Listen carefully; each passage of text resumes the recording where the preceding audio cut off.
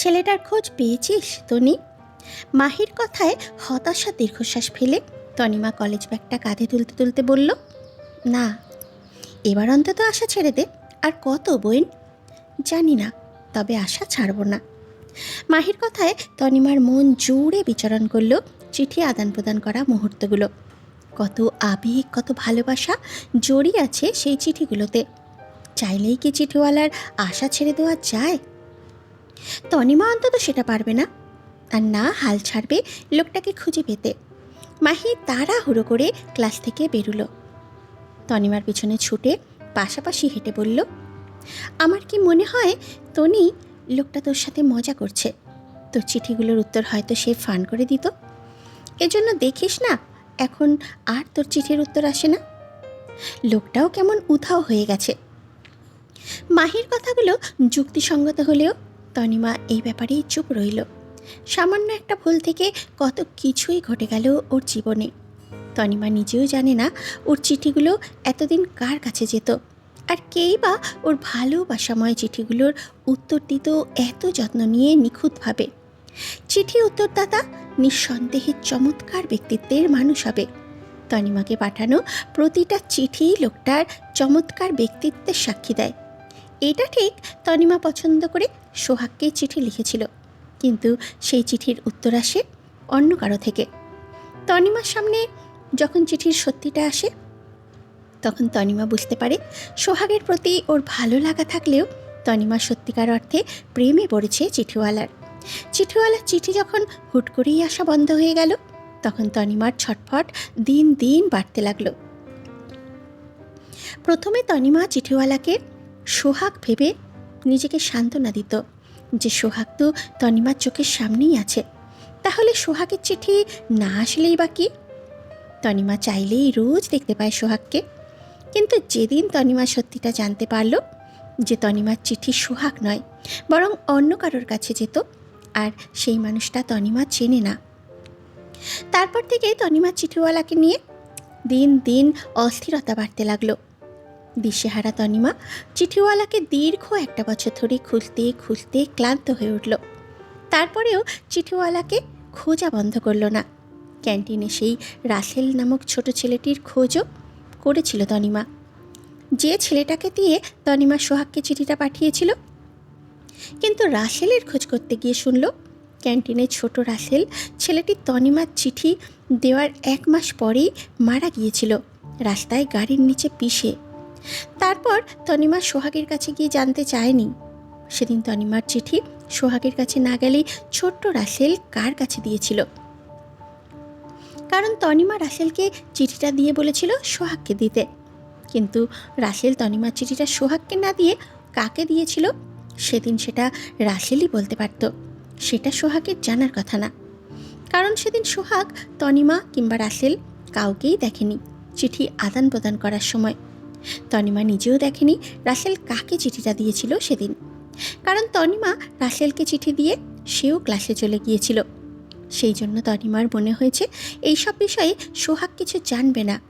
তাছাড়া সোহাগকে এইসব বিষয়ে প্রশ্ন করাটাও ঠিক হবে না। থাক না, তনিমার চিঠিওয়ালা তনিমার মাঝেই, কি দরকার অন্য কাউকে শোনানোর? তনিমা নিজেই খুঁজে নেবে ওর চিঠিওয়ালাকে। তাছাড়া তনিমা চিঠিওয়ালাকে খুঁজতে গিয়ে রোজ একটু একটু করে ভালোবেসেছে ওর চিঠিওয়ালাকে। চিঠির ওপাশেই যেই থাক, তনিমা না দেখলেই লোকটাকে ভালোবেসেছে। এবার তনিমা চিঠিওয়ালাকে ভালোবাসে না, অন্তত এটা দেখতে চায় আসলে চিঠির উপরে কে ছিল, মানুষটা কে। মনস্তাত্ত্বিক ভাবনায় তনিমাকে চুপ থাকতে দেখে মাহি বুঝল তনিমাকে চিঠিওয়ালার বিরুদ্ধে বুঝিয়ে লাভ নেই।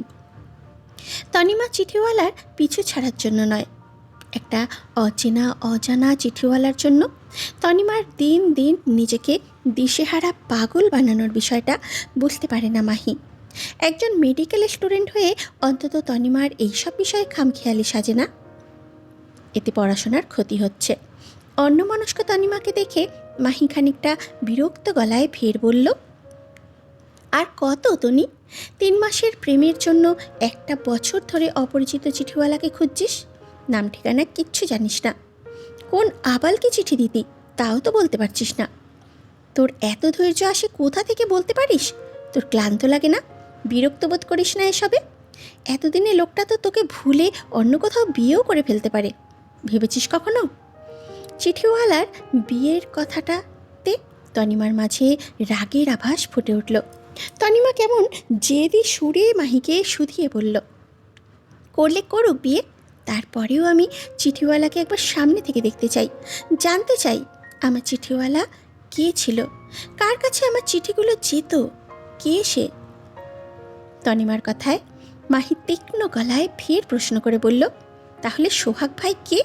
তুই তো সোহাগ ভাইকে ভালোবাসতিস, তাই না? ভালোবাসতাম না, পছন্দ করতাম। আর এটা এখন অতীত। আমার বর্তমান অন্য কেউ। তোর চিঠিগুলো, তোর সবগুলো চিঠি তো সোহাগ ভাইয়ের জন্য ছিল তনি, তাহলে সেখানে অন্য কেউ? মাহিকে কথাগুলো শেষ করতে না দিয়ে তনিমা বিরক্তিতে বলল, সোহাগ ভাইয়ের জন্য চিঠিগুলো লেখা হলেও আমার চিঠি কিন্তু সোহাগ ভাইয়ের অবধি কখনো পৌঁছায়নি মাহি। তাছাড়া সোহাগ ভাই এখন রিলেশনে আছে, আমার তাকেই লাগবে যে আমার চিঠিগুলোর উত্তর দিত, অন্য কাউকে নয়। তনিমার কথায় ভীষণ হতাশা ছেয়ে গেল মাহির মুখ জুড়ে। সে আফসোস করে বলল, 3 মাসের প্রেম, 1 বছরের খোঁজাখুঁজি, বোন তোর ধৈর্যের সালাম, আর আমার ধৈর্যের মায়েরে বাপ। তনিমার উদাসীনতার মাঝে দুইজনই কলেজ থেকে বেরিয়ে রিকশায় চড়ে বসল। যান্ত্রিক শহরে যানজট থাকে বেশ। খুব স্বাভাবিকভাবে তনিমা আর মাহি রাস্তায় জ্যামে বসে রইল। দুপুরে রোদ মাথার উপরে, শীতের মাঝে এই উষ্ণ রোদটা খারাপ লাগছে না, তবে বেশিক্ষণ যানজটে বসে থাকাও অসহ্যের মতো।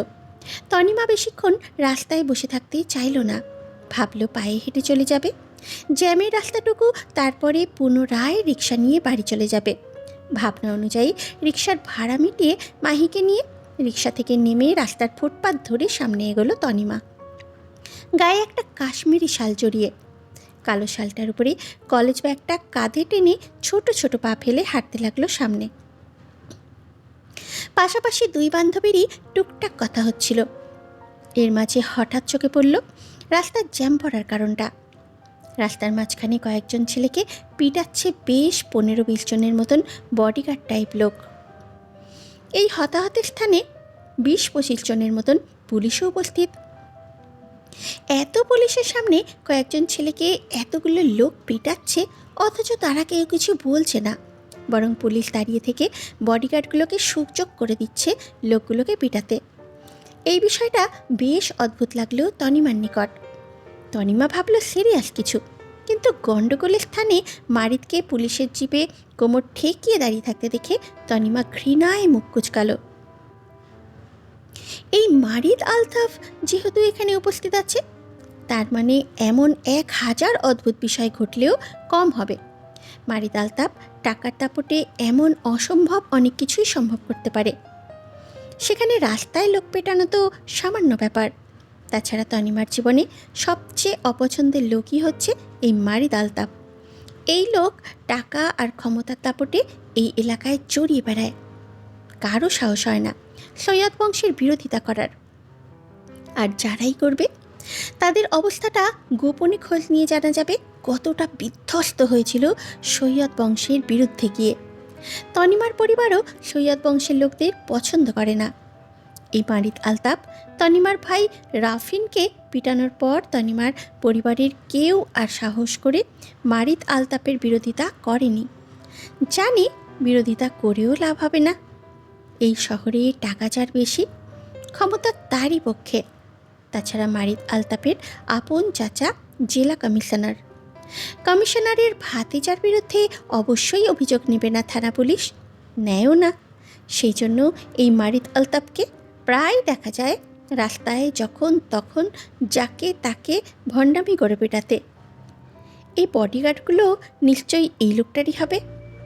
তনিমা রাস্তার ওপাশ থেকে ঘৃণা ভরা দৃষ্টিতে তাকালো মারিদের দিকে। চোখে পড়ল মারিদের বাম হাতের কবজি পেয়ে চুইয়ে চুইয়ে রক্ত ঝরাটাকে। তাজা রক্ত। কিছুক্ষণ আগেই মারিদের উপরে হামলা হওয়ায় সে কিছুটা আহত হয়েছে, তবে মারিদের থেকে মারিদের ড্রাইভার রাশেদ আহত হয়েছে বেশ। কিন্তু তনিমা তার কিছুই না জেনেই মারিতকে নিয়ে ঘৃণা জন্ম নিল মনে মনে। মারিতের দিকে ঘৃণা রাশভারী দৃষ্টিতে তাকিয়ে থাকতে হঠাৎ কি মনে করে মারিতও দৃষ্টি ঘুরিয়ে তাকালো রাস্তার ওপাশে। মুহূর্তে চোকাচোকি হলো তনিমার রাগান্বিত তেজি দৃষ্টিতে। মারিত কপাল কুচকালো তনিমাকে দেখে। কয়েক সেকেন্ড মারিতের দৃষ্টি রেখে হঠাৎ তনিমা মাহির একটা হাত চেপে ধরে যেতে যেতে বলল, চল মাহি, এই পরিবেশটা বিষাক্ত হয়ে গেছে। মারিদ আলতাফের উপস্থিতিতে, আরে কি বলছিস তনি, হাতটা ছাড়। মালটাকে আর একটু দেখি, কি চোখ দেখতে মারিদ আলতাফ, তাই না? ছাড় হাত। না চল তনি। মাহিকে এক প্রকার টেনে নিজের সাথে নিয়ে গেল তনিমা। মারিদ তনিমার চলে যাওয়ার দিকে কপাল কুঁচকে তখনও তাকিয়ে রইল। মেয়েটিকে সে চেনে না, তারপরেও মেয়েটি তাকে কেন ওইভাবে দেখল জানা নেই।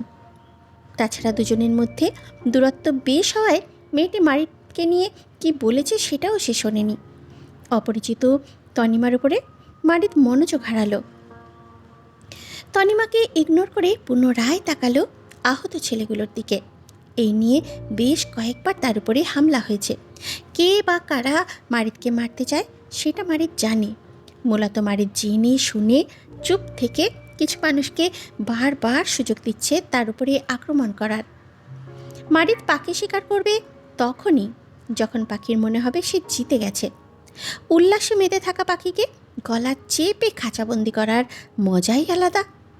মারিদ দেখতে নম্র ভদ্র হলেও সে এসব রক্তারক্তির খেলা সাথে বহু বছর থেকেই পরিচিত। যবে থেকে সে ব্যবসায় জড়িয়েছে তখন থেকেই এই ব্যবসায়িক জগতে কেউ কারো বন্ধু হয় না, বরং প্রতিদ্বন্দ্বী হয়। সেটা সে বহুকাল আগেই বুঝতে পেরেছিল। মারিদ বাম হাতে রক্তাক্ত ঘড়িটার দিকে তাকিয়ে সময়টা দেখে নিয়ে পাশে দাঁড়িয়ে থাকা হাসিবের উদ্দেশ্যে বলল, ওদের ছেড়ে দিতে বল, বাকিটা পুলিশ সামলে নেবে। জি স্যার। মারিদ হাসিবকে আদেশ করেই অন্য গাড়িতে গিয়ে উঠে বসল। ড্রাইভার রাশেদকে ততক্ষণে হসপিটালে পাঠানো হয়েছে। মারিদের গাড়িটাও হামলাকারীদের কারণে খানিকটা ভাঙচুর হয়েছে বলে সেটাকেও গ্যারেজে পাঠানো হয়েছে।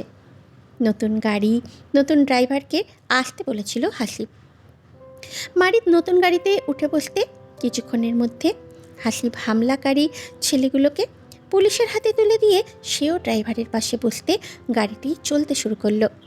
এর মাঝে হাসিব খানিকটা চিন্তিত ভঙ্গিতে বলল, স্যার, গাড়ি কি হসপিটালের দিকে ঘোরাবো? আপনার হাতটা অনেকটা কেটেছে, ব্যান্ডেজ করা প্রয়োজন। হাসিবের কথায় মারিদ নিজের রক্তাক্ত হাতটার দিকে তাকিয়ে বলল, প্রয়োজন নেই, আপাতত আমি ব্যান্ডেজ করে নেব। তোকে যেটা বলা হয়েছিল সেটা করেছিস? খোঁজ পেয়েছিস ছেলেটার? হাসিব তৎক্ষণাৎ সম্মতি দিয়ে বলল, জি স্যার। আপনার তথ্য অনুযায়ী আমাদের লোক মেডিকেল কলেজের সবগুলো ক্যান্টিনে খোঁজ করে একটা লোকের সন্ধান পায়। লোকটা বলেছে সে নাকি আপনার তথ্য দেওয়া রাসেলের আপন চাচা হয়। ওনার ভাতিজা রাসেল নাকি আরও বছরখানেক আগেই গাড়ি চাপায় মারা যায়। এর বাহিরে আমাদের লোক গিয়েছিল রাসেলের বাড়িতে খোঁজ করতে। ঘটনাটা আসলেই সত্য, রাসেল ছেলেটা মৃত। স্যার। হাসিবের কথায় মারিদ কপাল কুচকায়। ব্যাপারটা কেমন সন্দেহজনক ঠেকল তার নিকট। অপরিচিতার অবধি পৌঁছানোর রাস্তাগুলো কেমন অদ্ভুতভাবে মারিদের জন্য আপনা আপনি বন্ধ হয়ে যাচ্ছে না? নাকি কেউ ইচ্ছাকৃতভাবে মারিদকে আটকাতে চাইছে অপরিচিতার অবধি পৌঁছাতে না দিয়ে? মারিদ অপরিচিতার সন্ধান যত করতে যাচ্ছে ততই যেন জল আরও ঘোলাটে হচ্ছে। তবে এবার মারিদও দৃঢ় প্রতিজ্ঞ, যত কিছুই হোক না কেন মারিদ অপরিচিতার খোঁজ পেয়েই ছাড়বে। এবং অপরিচিতা জীবিত হোক কিংবা মৃত, মারিদের অপরিচিতার খোঁজ চাই মানে চাই। দীর্ঘ একটা বছর পর মারিদ কি মনে করে পুনরায় উতলা হয়ে অপরিচিতার খোঁজে নামল তা জানে না হাসিব। তবে এবারে মারিদের অপরিচিতাকে ঘিরে খোঁজার অনুসন্ধান আরও দৃঢ় দেখালো। হাসিবের কথায় মারিদ নিজের বিচক্ষণতা কাজে লাগিয়ে বলল, এক কাজ কর হাসিব, তোকে দেওয়া নাম্বারটার কল লিস্ট বের করতো। সিমটা চালু হওয়ার দিন থেকে বন্ধ হওয়া পর্যন্ত এই নাম্বারে যত কল মেসেজ এসেছে সবগুলোর আলাদা আলাদা ডকুমেন্টস করে সন্ধ্যার ভিতরে আমার কেবিনে পাঠা, আর্জেন্ট। জি স্যার, কাজ হয়ে যাবে। হাসিব সম্মতি দিতেই নীরবতা ছেয়ে গেল গাড়ি জুড়ে। মারিদকে আর কথা বলতে শোনা যায়নি, তবে হাসিবকে দেখা গেছে ফোনের কাছে মেসেজ করতে মারিদের দেওয়া নাম্বারটা কল লিস্ট আর্জেন্ট চেয়ে। অপরিচিতার নাম্বারের বিগত 3 বছরের সকল কল রেকর্ডের ডকুমেন্টস মারিদের ডেস্কের টেবিলে ছড়িয়ে ছিটিয়ে পড়ে আছে। মারিদ 2 হাত টেবিলের উপরে রেখে ঝুঁকে আছে সেই কাগজের উপর। মারিদের দৃষ্টিতে বরাবরই তীক্ষ্ণতা বিরাজ করছে। কুচকান্ন কপালে বিচক্ষণতায় কোনো কিছুর হিসাব মিলাচ্ছে বারবার। হিসাবটা এমন: অপরিচিতা পাহাড়ি তাতিয়ানের নাম্বার থেকে মারিদকে কল দিত। সেই কল লিস্টে মারিদ ও অপরিচিতার ফোনালাপের ঘন্টা, মিনিট, সেকেন্ড সব কিছুই দেখাচ্ছে। এমনকি মারিদের কাছে অপরিচিতার সাথে কথা বলার যাবতীয় কল রেকর্ডগুলো আছে। মূলত মারিদ কল রেকর্ডগুলো সিম অফিস থেকে সংগ্রহ করার উদ্দেশ্য ছিল এটা জানতে সত্যিই কি অপরিচিতা মারিদের হ্যালুসিনেশন ছিল নাকি বাস্তবতা ছিল। কল রেকর্ড আর কল লিস্টে মারিদ অন্তত এতটা শিওর হয়েছে যে অপরিচিতা মারিদের কোনো হ্যালুসিনেশন নয়, বরং বাস্তবতা ছিল। সত্যিই অপরিচিতা মারিদকে কল করত, আর তারা ঘন্টার পর ঘন্টা সময় নিয়ে ফোনে কথা বলতো। এখন মারিদের প্রশ্ন, যদি অপরিচিতা সত্যি হয়ে থাকে তাহলে অপরিচিতাজনিত বাকি ঘটনাগুলো সত্যি হওয়ার কথা। কিন্তু মারিদের একটা হিসেব কিছুতেই মিলছে না। অপরিচিতার সাথে যদিও তাতিয়ানের সম্পর্ক না থাকে, তাহলে অপরিচিতা তাতিয়ানের নাম্বার পেল কোথায়? কে দিয়েছে তাকে? তাছাড়া অপরিচিতা নিজের নাম্বার রেখে তাতিয়ানের নাম্বার থেকেই বা কেন কল করতো মারিদকে? মারিদের এত সব প্রশ্নের মাঝে আরও কিছু জটিল প্রশ্নের মুখোমুখি হলো মারিদ। মারিদের সঙ্গে কথা বলার সময় অপরিচিতার নাম্বার থেকে মারিদকে ব্যতীত অন্য কাউকে কখনো কল কিংবা মেসেজ করতে দেখা যায়নি। এমনকি অপরিচিতার কোনো পারিবারিক নাম্বারেও কল আসা যাওয়া হয়নি। যেন অপরিচিতা এই নাম্বারটা শুধু মারিদের সঙ্গে কথা বলার জন্যই আলাদাভাবে রেখেছিল। সত্যিই কি তাই? এতটা সতর্কতা অবলম্বন করে মারিদের সঙ্গে কথা বলতে অপরিচিতা? কিন্তু কেন? অপরিচিতা কি তাহলে পূর্ব থেকে বুঝেছিল মারিদ অপরিচিতার খোঁজে সিমের সন্ধান করে অপরিচিতা অবধি পৌঁছে যেতে পারে এমন? সেই জন্য সে মারিদের নাম্বার ব্যতীত অন্য কারো সাথে এই নাম্বার থেকে যোগাযোগ করেনি কখনো। যদি যোগাযোগ করত তাহলে মারিদ নিশ্চয়ই সেই নাম্বারটা কল লিস্টে পেত। কিন্তু মারিদের নাম্বারটা ব্যতীত কোথাও কোনো তথ্য নেই। মানে সব কিছুই অপরিচিতার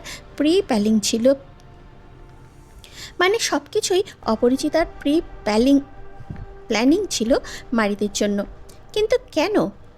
অপরিচিতা যদি মারিদকে ফাঁদেই ফেলতে চাইতো, তাহলে মারিদের থেকে কখনো টাকা পয়সা কেন চাইলো না? যদি চাইতো তাহলে অবশ্যই মারিদ দিত। বরং মারিদ বেশ কয়েকবার অপরিচিতাকে ভিন্নভাবে গিফট পাঠানোর চেষ্টা করেছে, কিন্তু অপরিচিতা কখনো দেয়নি। এমনকি মারিদের দেওয়া সামান্য ফোনে ফ্লেক্সি লোডও নিতে চায়নি কখনো। অপরিচিতা একজন প্রবল আত্মসম্মানী মেয়ে ছিল নিঃসন্দেহে। তার আত্মসম্মান আর মারিদের প্রতি প্রগাঢ় ভালোবাসা দেখেই তো মারিদ অপরিচিতার ভয়ঙ্কর মায়ায় জড়িয়েছিল। মারিদ একজন বিচক্ষণ মানুষ। কে মিথ্যে বলছে, কে ছলনা করছে, সেসব সে চট করে বুঝে ফেলতে পারে। কিন্তু অপরিচিতার সাথে মারিদের এত মাস কথা বলার পরেও মারিদের কখনো মনে হয়নি অপরিচিতা মেয়েটি মিথ্যেবাদী কিংবা ছলনাময়ী ছিল। বরং অপরিচিতাকে মারিদের খুব কাছের একজন শুভাকাঙ্ক্ষী মনে হতো। কিন্তু আজ মারিদ অপরিচিতার তল্লাশির খোঁজ করতে গিয়ে মুখোমুখি হচ্ছে নতুন কিছু তথ্যের। মনে হচ্ছে অপরিচিতা মারিদের জন্য ফাঁদ হয়ে এসেছিল। মিথ্যেবাদী আর ছলনাময়ী অপরিচিতা। কাগজে থাকা তথ্যে তো তাই বলছে। অপরিচিতার প্রতি দৃঢ় বিশ্বাস মারিদের ক্রমেই নড়বড়ে হতে লাগলো। বিশ্বাসের ঘরে অবিশ্বাস খেলা করল। অপরিচিতার প্রতি ভালোবাসা ক্রমশই ক্ষোভে পরিণত হচ্ছে। মারিদ শক্ত চোয়ালে ফের চোখ বোলালো অপরিচিতার কল লিস্টে। হিসাব মেলাতে চেয়ে বুঝল তাতিয়ানের নাম্বারটি কেনা হয়েছিল 17/1/2012 দিকে। তারপরে সিমটি টানা ব্যবহার করা হয়েছে 11 মাস। ডিসেম্বরের 25 তারিখ 2012 দিকে সিলেট থেকে ঢাকার রাস্তায় সিমটি বন্ধ করা হয়েছিল। তার মানে পাহাড়ি তাতিয়ানের কথা অনুযায়ী তাতিয়ান সিলেটের বাইরে যেতে গিয়ে তার হাতের ফোনটা হারায়। তাহলে মারিদ ধরে নিল সেদিন তাতিয়ানের ফোন হারানোতেই সিমটাও বন্ধ হয়ে যায়। কিন্তু সেই সিম পুনরায় চালু হয়েছে তাতিয়ানের ফোন হারানোর 3 মাস পর। কিন্তু সিম চালু করার পরও কোথাও কোনো কল বা মেসেজ করা হয়নি সেটি দিয়ে। শুধু টানা 2 দিন সিমটি চালু রাখার পর সিমটা পুনরায় বন্ধ করা হয়। তারপরে আবার 2 মাস পর চালু করা হয়। তখনও কোথাও কোনো কল বা মেসেজ করতে দেখা যায়নি।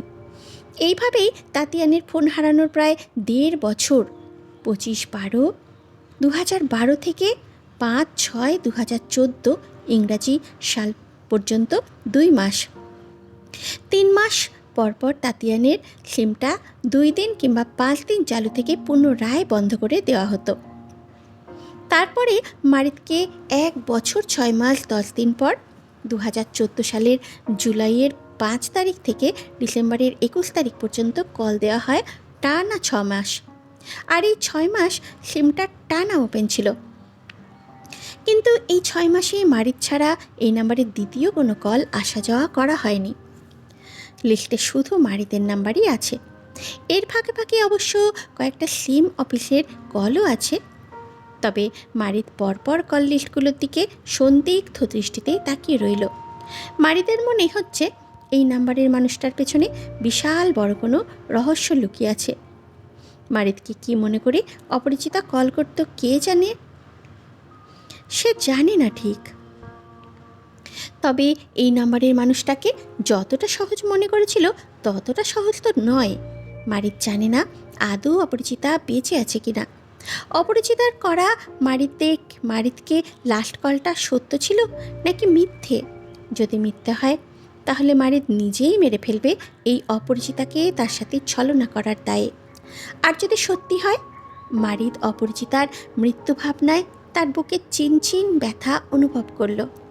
মারিদ ঠোঁট গোল করে বড় বড় নিঃশ্বাস ফেলে নিজেকে সামলে নিতে চাইল। মারিদের অপরিচিতা বেঁচে নেই। এই ভাবনাটা মারিদকে গত 1 বছর ধরে ভয়ঙ্করভাবে ঘায়েল করছে। কিন্তু তারপরেও মারিদের মন বিশ্বাস করতে চায় না মারিদের অপরিচিতা বেঁচে নেই সেইটা।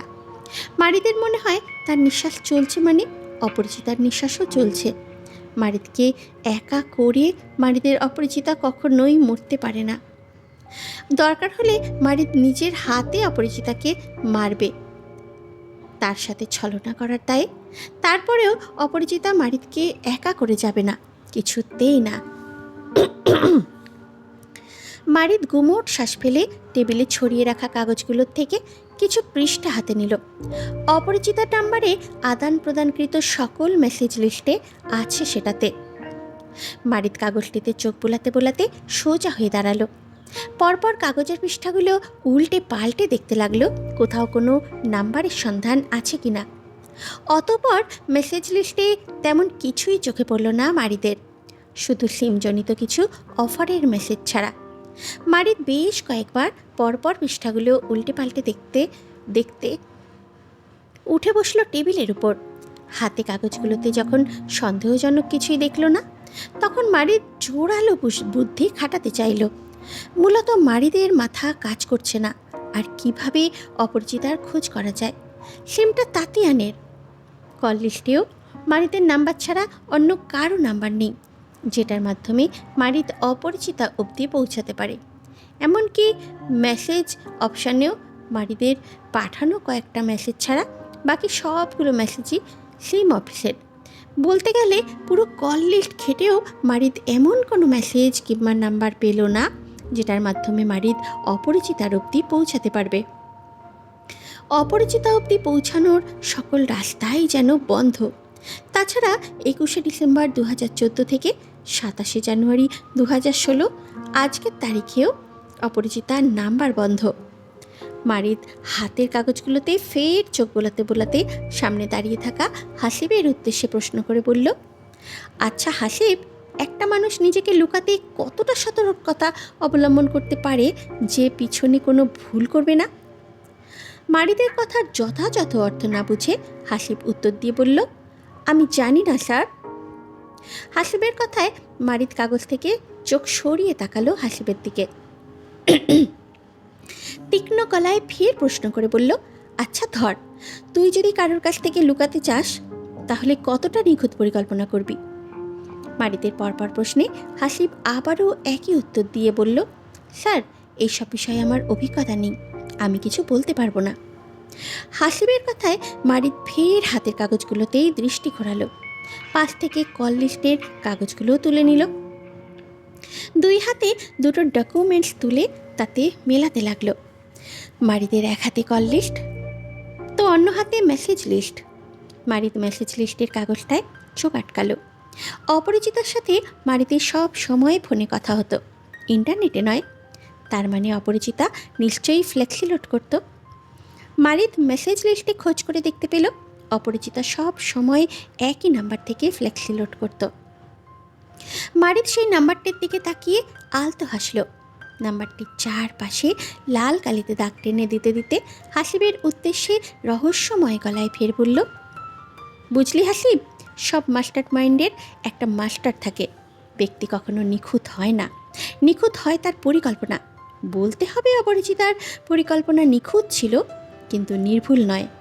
তার করা ভুল আমাদের রাস্তা তৈরি করবে তার অবধি পৌঁছানোর। মারিদের রহস্যময় কথা আর কিছুই না বুঝে হাসিব মাথা নাড়িয়ে তৎক্ষণাৎ সম্মতি দিয়ে বলল, জি স্যার। মারিদ হাতের কাগজটা হাসিবের দিকে এগিয়ে দিতে দিতে বিচক্ষণতার সঙ্গে বলল, এই মার্ক করা নাম্বারটার সকল তথ্য বের কর হাসিব।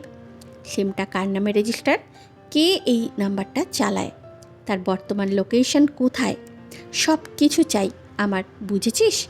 জি স্যার। হাসিব মারিদের দেওয়া কাগজটা হাত বাড়িয়ে নিতেই মারিদ পুনরায় অপরিচিতার কল লিস্টের কাগজগুলো একইভাবে হাসিবের দিকে এগিয়ে দিতে দিতে জোরালো বুদ্ধি খাটিয়ে বলল, সাথে এই নাম্বারটারও লাস্ট 6 মাসের যাবতীয় কলের লোকেশন বের করবি। এই নাম্বারটি কোথায় কোথায় থেকে আমাকে কল করতো, সব কিছুর আলাদা আলাদা লোকেশন আমার চাই, বুঝেছিস? জি স্যার, বুঝেছি। কাজ হতে কতক্ষণ লাগবে? আজ রাতের মধ্যেই ম্যানেজ হয়ে যাবে স্যার। আপনাকে ইনফরমেশনগুলো ইমেইলে পাঠিয়ে দেব, নাকি আমি নিজে নিয়ে আসবো স্যার? ইমেল করিস। জি স্যার। হাসিব হাতের কাগজগুলো নিয়ে মারিদের কেবিন ছাড়তে মারিদ সেদিকে তাকালো। রাস্তা যত কঠিনই হোক না কেন, অপরিচিতা অবধি পৌঁছাতে তাকে কেউ ঠেকাতে পারবে না। মারিদ হাসিবের চলে যাওয়ার দিকে তাকিয়ে কঠিন গলায় আওড়ালো,